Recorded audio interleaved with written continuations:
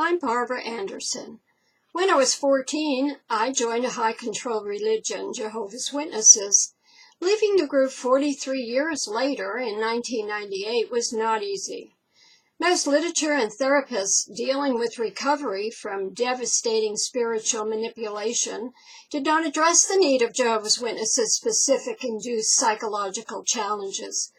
However, for decades, the International Cultic Studies Association, ICSA, has offered recovery workshops for survivors of all types of cultic and high-control groups, which nowadays includes former Jehovah's Witnesses. There will be 2 such workshops on February 8th and 9th in Philadelphia, Pennsylvania, featuring speakers discussing a variety of helpful topics. Not only will spiritual abuse be addressed, but also there will be a focus on abusive therapies. Come together with other former cult members to learn how to break free from wounds after leaving an abusive church.